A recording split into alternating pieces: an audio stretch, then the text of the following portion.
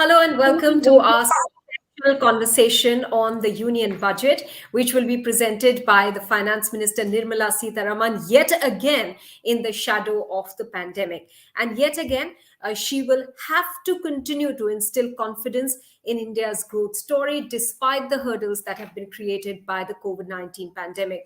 All eyes will be on her tomorrow, domestically as well as the world over, which will be keenly watching whether she makes certain announcements which will help India engage better with the world in terms of business, trade, and economy. I have with me for that the president of the US India Strategic Partnership Forum, Dr. Mukesh Agi, here. Dr. Agi, many thanks for speaking with us on this subject. I want to first start, Dr. Agi, with the issue of manufacturing, because India is looking at establishing itself as an alternative to China. Do you think that that is a possibility, or that is an issue that Nirmala Sitharaman can use in her budget to showcase India's capability and propel it forward, also pull it out of the pandemic? No, absolutely. You have to look at where India was in manufacturing 5 years ago, where it is now. We see a momentum picking up. Government has done a great job by bringing in corporate tax on new plants in manufacturing. It has instituted PLI schemes to incentivize companies to come in. So a lot of progress has been made. Now, the fundamental question you have to ask is, can India replace China? I would say we have to look at more from the perspective of, can India put a China plus one strategy, because a lot of companies will not abandon China because of size of its market and the scale of its manufacturing capabilities. So, Dr. Agi, in that context, is there something specific that Nirmala Sitharaman can announce tomorrow, which will help, at least in some sense, to be able to counter China? As you said, that it is going to be a big task, but what are the steps that India can actually take in that direction? I think the number one step is, again, I mentioned earlier, on ease of doing business. It is important that when you bring in large scale manufacturing investment in India, the process of approval, the process of setting up plans, both not just from a federal perspective or central government perspective, but from a state level, from a regional perspective, has to be much, much easier and simpler. It's complicated at the moment from every aspect, from land issues, labor issues, taxation issues. I think those have to be simplified to be able to attract more and more manufacturing into the country. Hmm. Also, Dr. Agi, if we talk about the fragility of the supply chains, which was exposed during the COVID-19 pandemic, do you see countries like the US now being able to see India as a very important element in being able to fulfill the needs of the world and provide that very crucial link in that supply chain? And even in that direction, what steps should be taken? What is the expectation of the US ISPF as far as budget 2022 is concerned? De-risking from one country on supply chain is critical for global manufacturers. COVID showed that having manufacturing in one country, such as China, may not be conducive from a distribution of goods and services on a global basis. So India becomes critical from that perspective by having a China plus one strategy.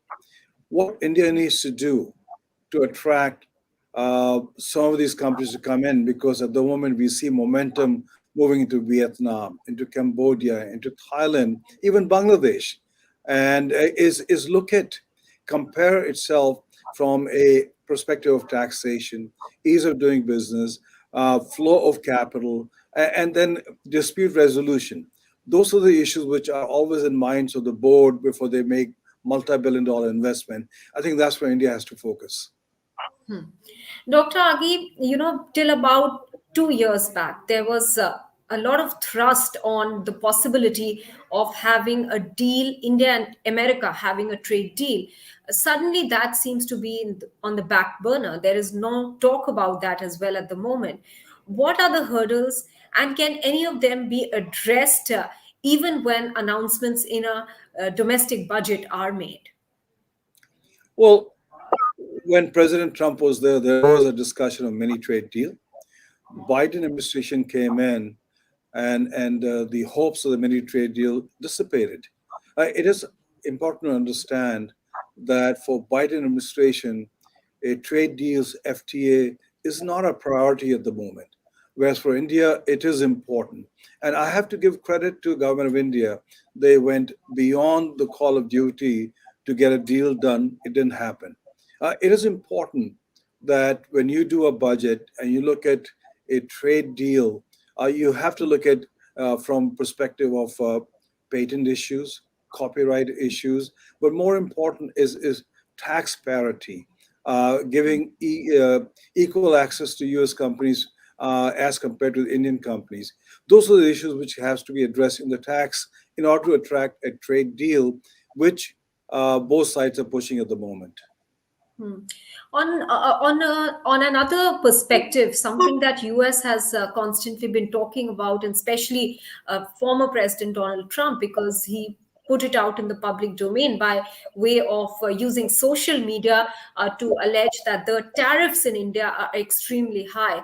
Now, India has been arguing, Dr. Agi, that they are well within the WTO norms, but does that create a hurdle in being able to expand the scope of ties, trade ties between countries?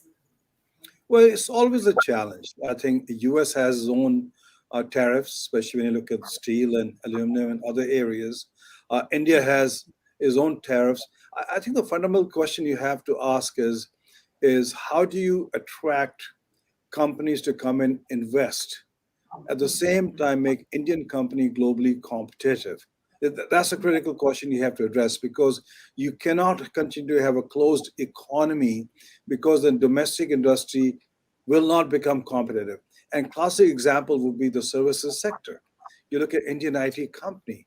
Early on, they had to face the headwinds and they raised the bar, raised the standard, and now they are world-class companies because they were early on started competing. I think we have to lower the tariff in India to put pressure to create a sense of competition.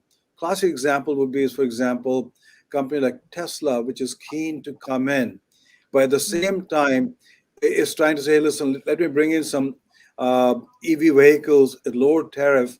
Meanwhile, I look at setting up manufacturing in India. So I think that balance has to be brought in rather than having a closed door environment for some of these companies. Also, Dr. Agi, at this moment in India, what is very important right now is the issue of creating jobs for the youth. Do you think the budget can address that? And how do other countries and our trade relations, India's trade relations with other countries, come into play over here? Can we expect those investments to create jobs in India as well? I think this is a critical issue which India has to address. You have a very high unemployment rate, and at the same time, approximately 12 million youth are entering the job market on an annual basis. And the after post-COVID scenario, a lot of them, especially women, have not been able to come back into the job market.